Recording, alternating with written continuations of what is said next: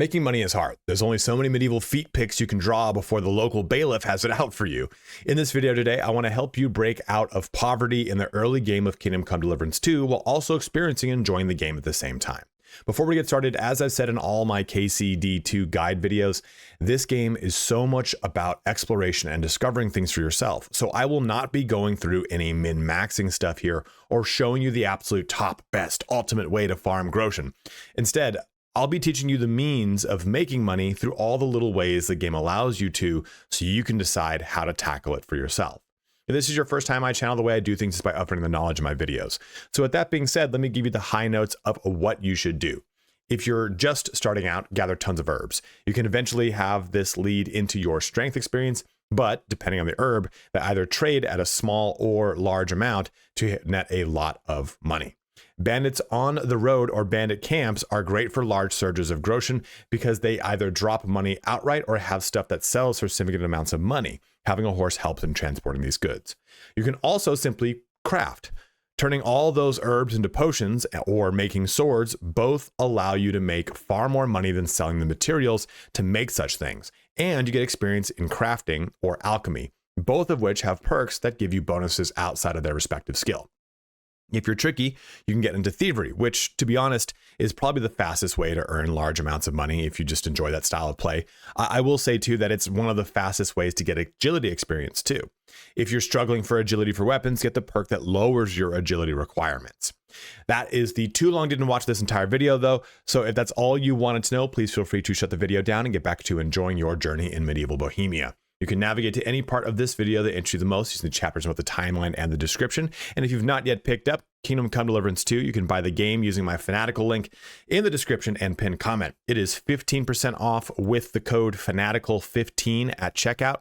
You'll get a Steam key and I earn an 8% commission. So it's an awesome way to support the channel.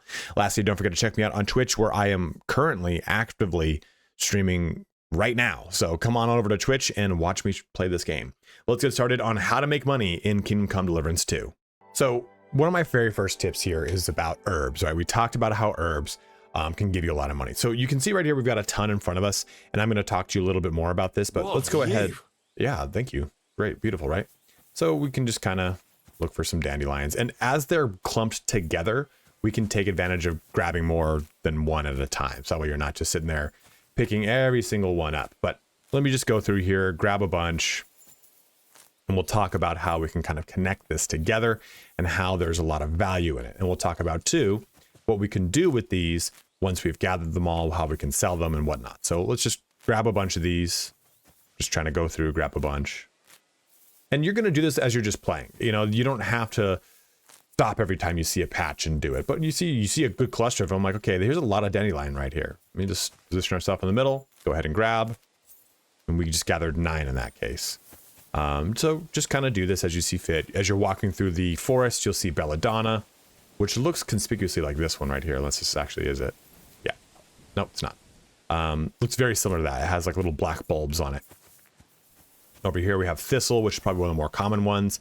So thistle, because it's so common, you're not going to get tons of value for it. So let's go ahead and just pick it up. And we're going to jump into the inventory in just a second here. I'm just grabbing all these, and you don't need to spend, like I said, the time to do all this. You can just kind of, oh, I'm going to run through, and well, I'm right here.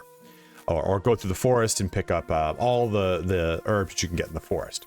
But once you've gotten a grip of them, you're going to want to sell them eventually, because you pretty much kind of do things somewhat cyclically, right? You go from a quest location, and Wormwood's a really good one. And as you recognize these herbs, you'll be able to pick out very quickly, like, oh, I know what that one is right there. It's kind of a cool little feature of the game. You learn the herbs yourself. But as you're kind of running through and picking up, there's sage right there. As you're running through and picking up these herbs, as you do these quests in these locations, you'll be able to pretty much range to and from quest locations without these herbs degrading. So once you've gotten your herbs, let's go to materials here. You can see that we've got a bunch right here. So we've got chamomile, we've got dandelion, and we've got sage, thistle, wormwood. They won't all sell for this much, but wormwood, like I said, it's a really high value one.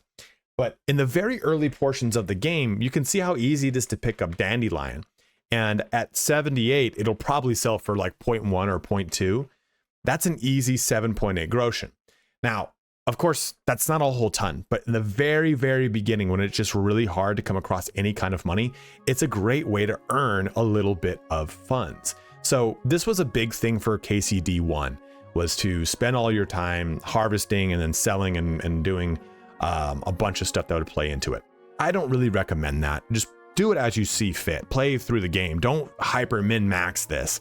Just you see some, harvest it. You see some, harvest it. You'll be able to harvest enough that it'll get you off the ground running. But there's some things that you should know about this. Let's jump over to skill. Let's jump over to survival. First off, let's look at survival. The higher your skill, the easier it'll be to hunt wild game and obtain more meat from it. Gathering herbs will also be quicker, and using fast travel will make it easier for you to escape ambushes and other pitfalls. So survival in and of itself has a lot of benefits that extend to your character outside of just harvesting herbs. And there's two real big perks here. Those that come from KCD1, they know these perks, but leg day is the first one, which you get at level 10, which is very easy to get to. You pretty much just play the game, you'll get there. But leg day here, when collecting herbs, you'll also gain a small amount of experience and strength skill. So now directly picking herbs up allows you to level up the strength of your character so you can get access to better swords and weapons and what have you. Then also flower power. If you have more than 30 fresh or dried herbs, not spoiled, in your inventory, your charisma will count as 2 more. Will count as 2 more, not as like a cumulative, but as 2 more flat out. It's a flat bonus to your charisma, which is very nice. Remember, charisma is an average of all of your visible pieces of equipment, strictly visible. This just gives you a flat 2 bonus. So you can see here that survival is going to get some benefits to you as a player outside of all the things that comes with harvesting. But when you go to sell all this, you'll be able to get probably from this haul right here, we're looking at one, maybe this would probably get chopped in half. Probably looking at about 20 Groschen in total from this whole little bit. And we spent like near no time doing it. But one last thing on the point here of harvesting, here's the initial town you start in, right? Well, you can harvest through all the little portions around here. You'll be able to run around, like this says Apothecary's Herb Garden. There's tons of herbs here to harvest. Or the second town, which is right above us, has an herb garden. So take advantage of these. They're all over the place that you can just tap into without even having to leave the town. You can just scour through an entire town, get all these herbs if you really want to, because you're really hurting for money. So herb gathering is probably the easiest and quickest way to get money in the game.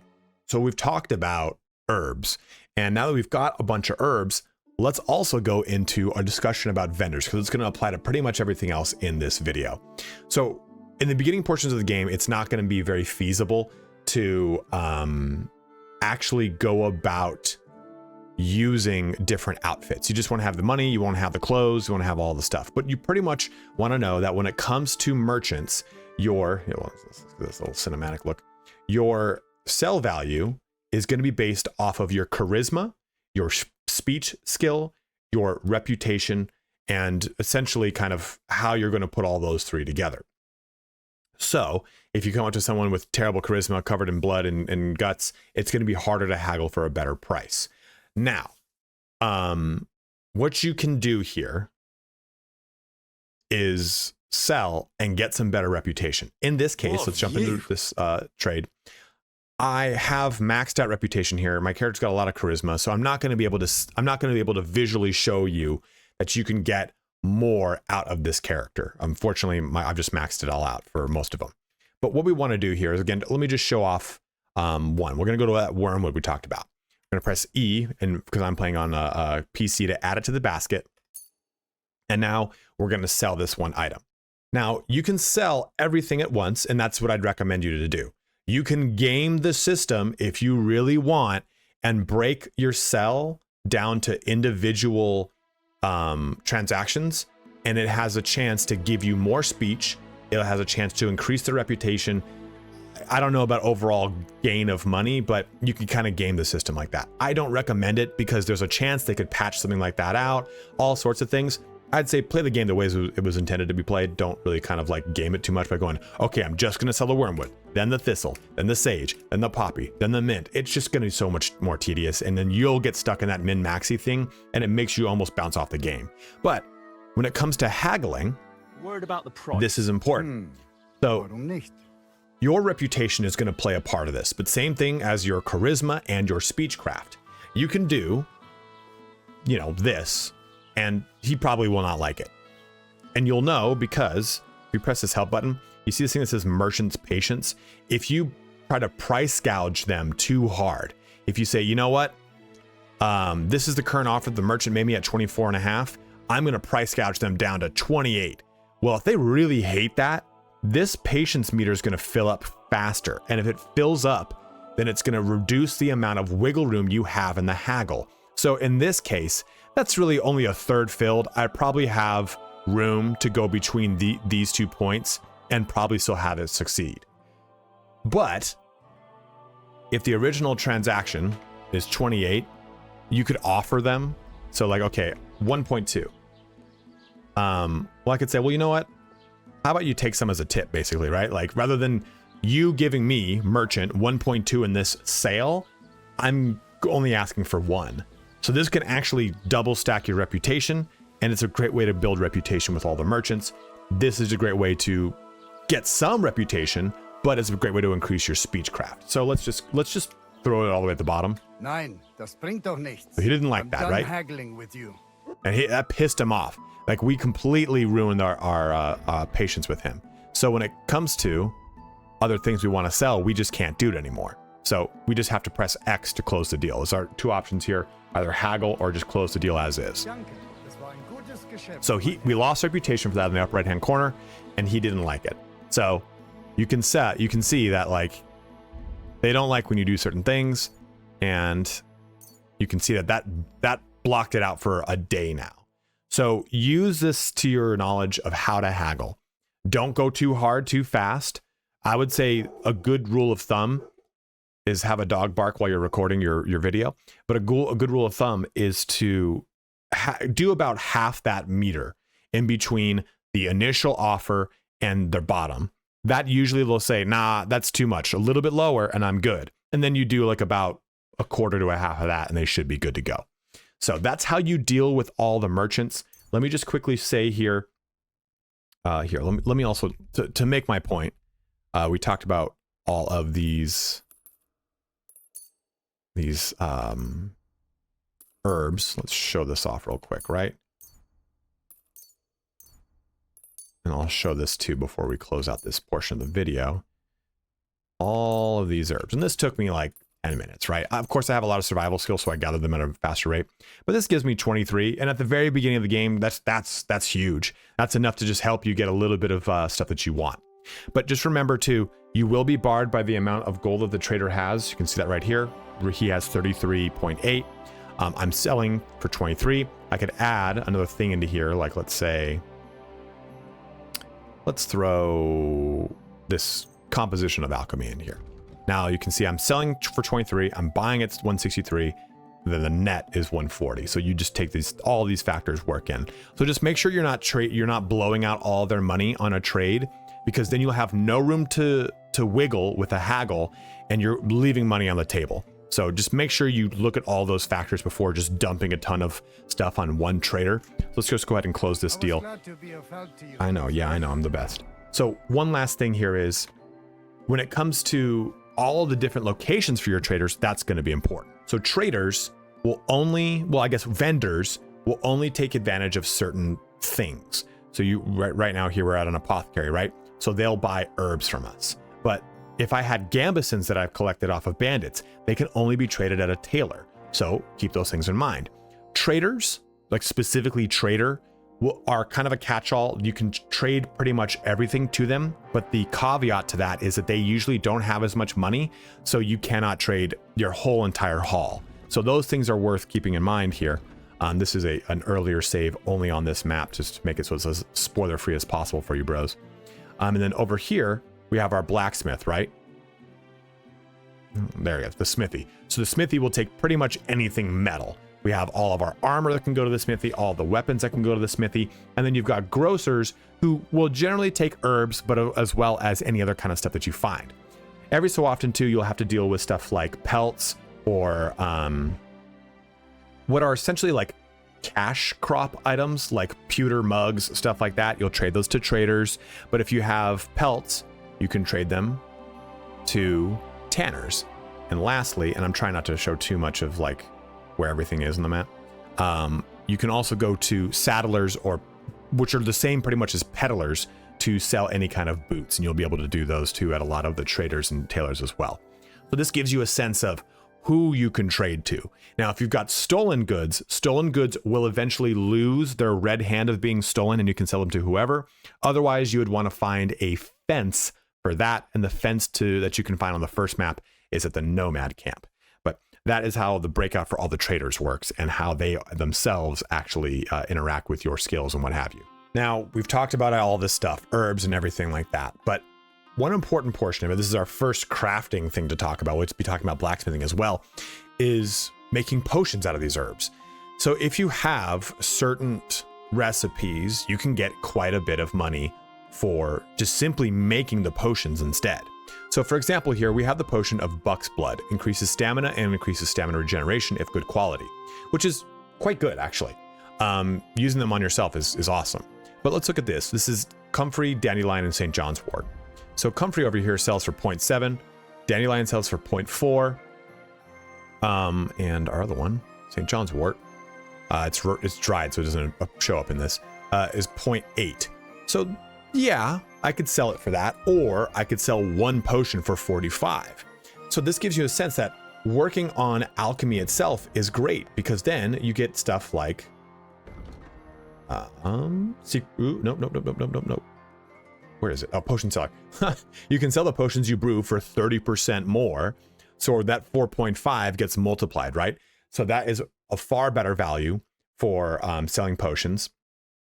Secret of secrets, if you follow the recipe precisely and your brewing time is perfect, you can brew potions of exceptional quality, which the ordinary herbalist can only dream of. So those sell for even more. And that just means that the later portions of the game, that alchemy becomes quite a cash making crafting mechanism for you. So there's a lot of ways. There's another one here that, oh, here it is. Every time you successfully brew a potion, you get one extra potion of the same quality. So your materials now go further. So this is a great, it is worth noting here too. This is a trade-off. You have to choose Secret of Matter or Secret of Equilibrium. The brewing process will be more tolerant of minor errors, making it easier to achieve better quality potions. I personally don't find that to be too big of an issue. So I think Secret of Matter is the way to go. So that means that when we come over here to start our alchemy, we open up our book, right? And I'm not gonna bring you through the whole process, but go to the read. We come over here, we're making our, I'm gonna make sure your stops later. We'll buy Buck's Blood Poison. There's a button here that says prepare. I don't know what it is for console, but it's E on PC. We hold this down, you need an oil, handful of St. John's Wort, a handful of comfrey, and a handful of dandelion. Grind the St. John's Wort, add it to the concoction, to the cauldron, add the comfrey to the cauldron, and boil for one turn. That's easy. I just gotta add two things into it, boil it for a turn, add the dandelion to the cauldron, and using the bellows, boil it for one turn. That's pretty damn good. So we would hold down E, and it puts everything right there for us. We don't have to actually go to our inventory and do it. And then it's just a matter of making this. So let's go ahead and make the Buck's Blood Potion. So we went ahead and finished this, and I butchered it because I just couldn't read simple instructions. Whatever, what a great video I'm doing. And you can see this is weak Buck's Blood. If you use dried herbs, it reduces the potency, so it's more of a chance to create weak Buck's Blood or weak potions in general. If you succeed and just get a nice normal one, you should typically get either 1 or 2 in your amount, depending on how accurately you hit the recipe. So make sure you read the recipe, do it to a T, get as many of these potions as you can to turn your herbs into a direct cash crop. So make sure you do that. It's going to be great for you. Now, the other big way to get money for other materials is through blacksmithing. So we've talked about alchemy, we talked about herbs, but let's bring this all together now for some blacksmithing. So once you get access to the blacksmith, you can buy a lot of the blacksmithing recipes. I would recommend that you buy the bearded axe. I just bought it from him, so I don't think it's on him anymore. I think he usually What do you have for? Come over here to books, and it'll be right in here.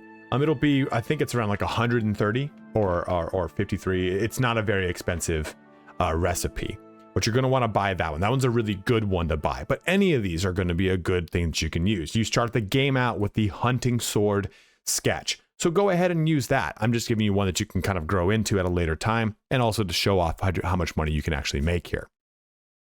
So once you've done that, this chest, when you first discover him, replenishes with equipment.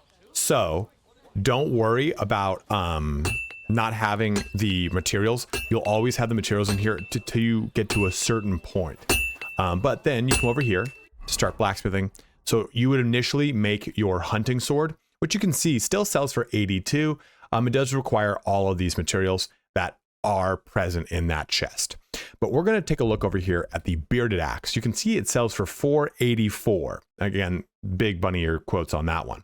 But it only requires 1 steel and 1 scrap metal.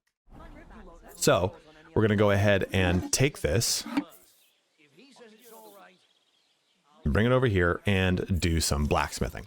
So I'm going to go ahead and go through the process of blacksmithing this axe. Axes are kind of tricky compared to swords, because yeah, it's easy to heat it up. I don't have to heat it up all the way through, or like I keep moving it through parts.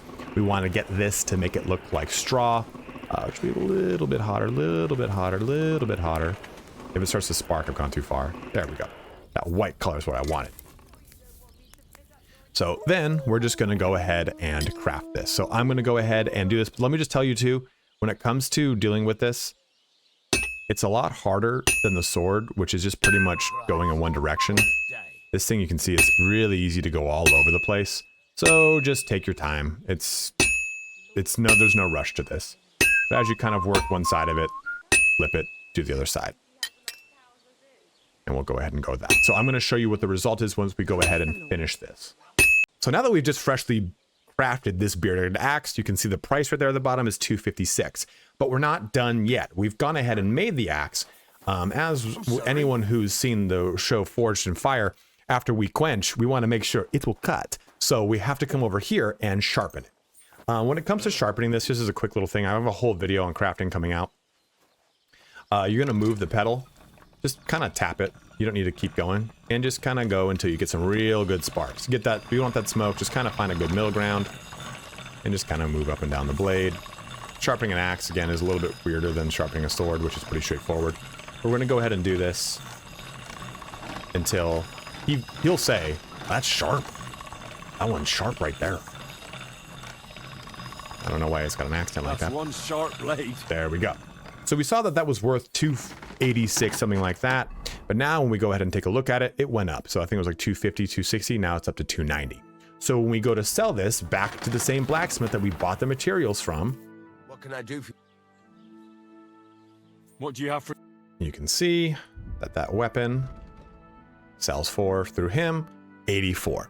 Now, to buy the materials for that, just to reinforce this point, if you didn't have them, it's just this. It's 1.8 and 3.7, one of each. So it's very cheap to make that buy those materials and then just sell it for 86 or for 84.9. And again, you can haggle this if you so wish.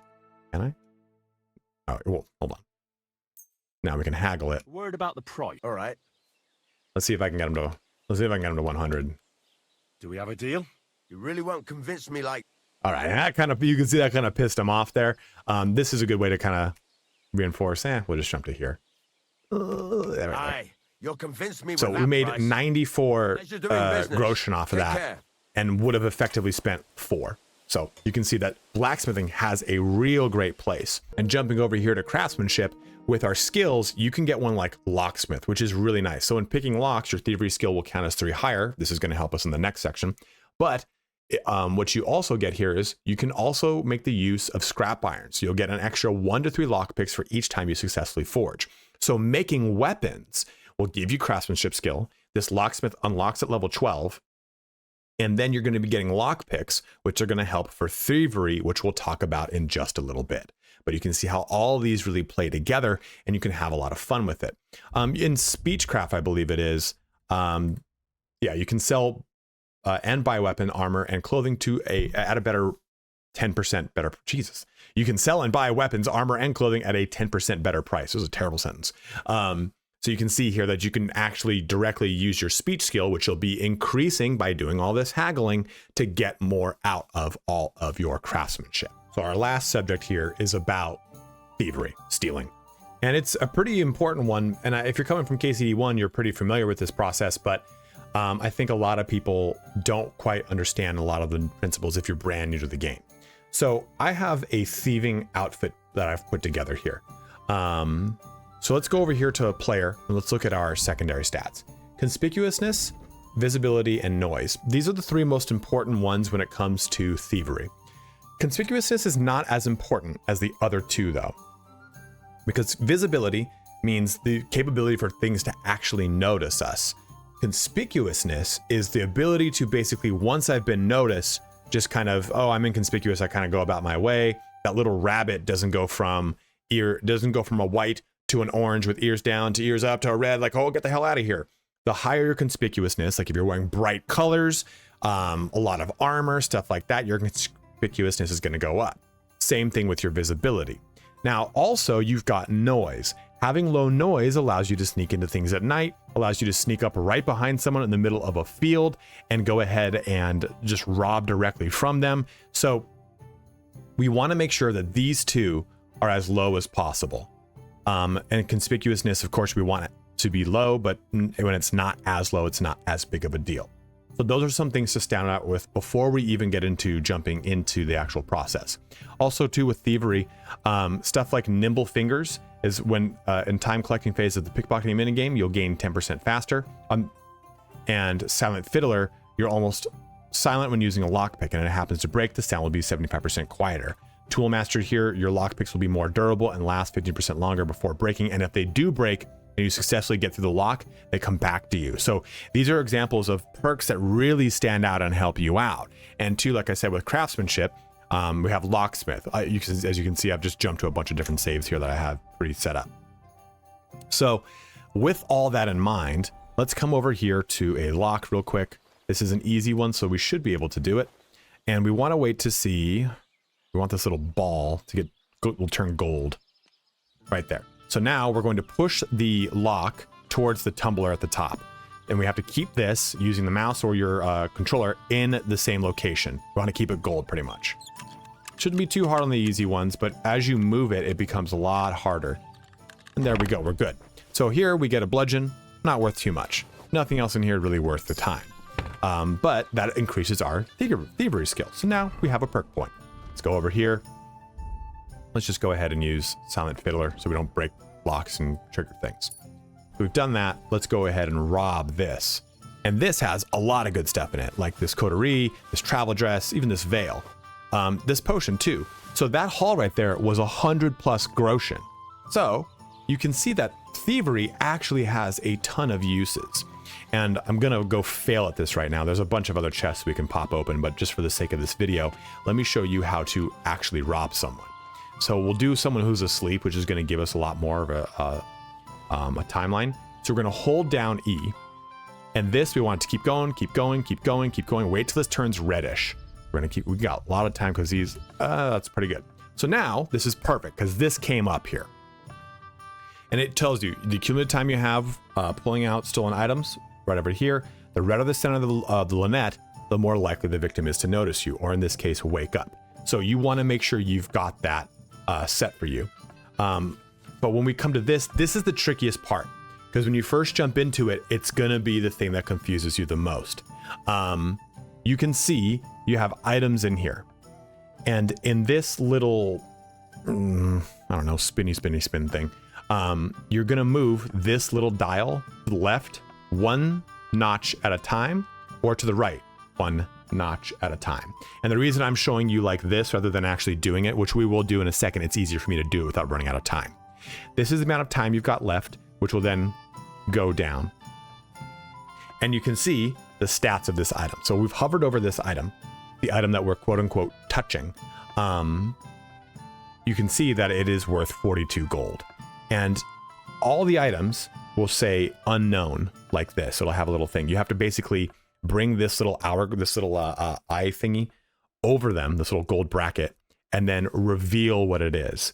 And you can either choose to grab it or move on. So if you want, you can jump down here to the apple. In this example, the character has grabbed the apple, the item you're holding, you just need to pull out, and then the item you're touching. So you can try to grab multiple items if you want, and then get out in time. You have to make sure you do it though before this thing expires. So let's just go ahead and give this a go. Again, we're gonna try to put this over a question mark, reveal the question mark, grab the item, and get out in time. That is the key here. So we're gonna go to this one. We're good. I'm just gonna go ahead for the sake of this video. Oh, go ahead, reveal it, grab it, reveal it, grab it, and get out. So we were able to get out just in the nick of time there. If that thing were to have gone all the way through, he would have woken up, noticed me, and I would have been in trouble. So let's jump into our inventory now real quick. This long sword I stole a little bit ago, but that torch that we just nabbed, it's freshly stolen.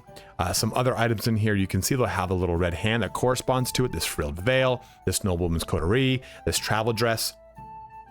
Just be careful with anything you steal. You have to sell it to a fence or just wait the appropriate amount of time, which should just be a handful of hours. Just go ahead and play the game in the meantime, and that little red hand will fall off. You'll notice too, it just says over here, stolen in Zhalov's Wagoner's Inn. It's worth noting though, that if you were to say, let's just say this longsword, I were to equip this longsword and I were to walk around town. Well, people, not even the direct owner, the people who own, who have seen the owner wear this will go, wait a minute, that's not yours. And they'll go and report you. So anything you steal for your own personal use, just make sure that if you've stolen it, you're not around anyone when you want to use it. If you're out in the forest, hunting and killing, no big deal. But this is an amazing way to make money because as I've said here before, we stole all this stuff, 6, 71, and 29. All that right there is worth over 100 Groschen. Going to sell for less, let's just say it's 60, but at the very beginning of the game, that is a ton of money in your pocket. Now, another thing that we're going to talk about very quickly before we close our video out is just go out and kill things. Go hunt bandits, go on the road. Even if you've got like no armor, you'll probably be fine killing a bandit or two that you will find just running on the road. In this video, in this little clip right here, I'm killing humans, which are a lot harder, but killing them and looting them just gets you a ton of early money, and the game will throw you into quests that allow you to do that. Doing quests too is a very big way to get money because a lot of the early quests are just simply go fetch stuff, go paint a bowl, stuff like that. So doing those things are also really great ways to get money for your character. When it comes to looting all of those bandits I talked about, try and choose things that are worth it from a cost to weight value. In the very beginning of the game, if you don't have a horse yet, which you can get quite quickly, not to spoil anything, but go south, you don't want to be over encumbered. Being over encumbered does get you both strength and vitality experience when you're walking around, but it makes it just much slower to get around through the game world. But looking at stuff like this padded coif, or coif if you would prefer to pronounce it that way, this is only a weight of 1.8 and it's worth 14 Groschen. That's pretty great. So let's go ahead and grab that. This halberd, it's worth 45. It's worth it. I'd probably just go ahead and snag this.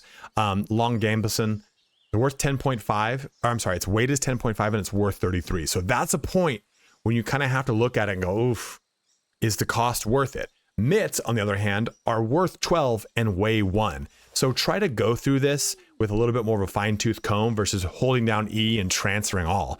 By this point in the game, you can see at my bottom, I've got 1200 on this character right now in this save. I'm not going to pick up simple shoes. I'm not going to pick up simple hose. That's a funny sentence. But okay, a goose quill, it's worth 4 at 0.1. Sure, I'll grab it. So just kind of give yourself a little bit of a allowance here by not picking up every single thing you see. Because, I mean, when you start off with the game, you're probably going to have 150 to 170 total encumbrance allowance. That is not many long gambesons that you're going to be able to pick up in addition to the armor or weapons that you're using. So try to make sure that you're assessing this properly rather than just grabbing every little thing you see. And my final note on this section, as it pertains to bandits and looting stuff, the sell price is relative to the condition. So this bearded axe, we talked about one earlier, right? That is going to sell for less because its condition's at 23. But it also is attached to this little guy, that quality wax seal or coin, whatever it is. So something with a quality of 3 with a lower condition sells for more than something with a quality of 1 and a higher condition. So basically, you want stuff to be the highest quality at the highest condition possible to sell it.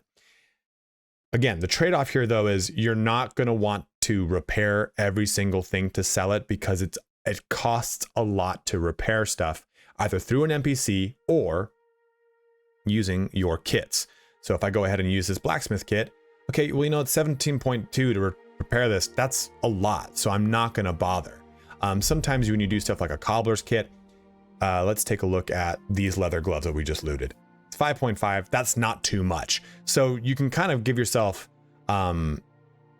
what is worth it and what isn't. Like these high boots, maybe, those are worth 15.3. It's only going to cost 1 to repair it to full. So maybe we go ahead and do that. So just make sure you're going through this, or those same mitts that we talked about, they're at 92. Let's get a little bit more out of them. Let's go at them. They were 12.6, I think, in that menu right there. Now they're at 13.8. So just make sure you're going through this stuff and taking a look at what's worth it to repair, but knowing too that the condition, also including blood and dirt, is also going to be something that will reduce the stats of the item, but also the selling of the item. So just keep all of that in mind when it comes to selling all this bandit gear. But at that, it brings our video here to a close. So hopefully this helped you out in learning how to make money in this game. And I only went through a handful of things that you can do. I didn't talk about dice or archery contests or any number of the contests in the game where you can bet and probably succeed in them. Dice is not that hard to win, and you can make a lot of pretty easy money doing it, especially once you get access to some of the more rare dice in the game. So have fun with this. Hopefully I didn't break the game and teach you all these things that you're like, oh, this is min-maxy. I want to just show you things that you can do in the game to really maximize those early portions to get a lot out of it. Now, I know that sentence sounds like I'm saying min-maxy, but more I just want to educate you on how to make money in this game. If you have any really great tips for people to make early money in the game, go ahead and let it be known in the comment section below. But as always, thank you so much for watching here today. Have a good one and take care.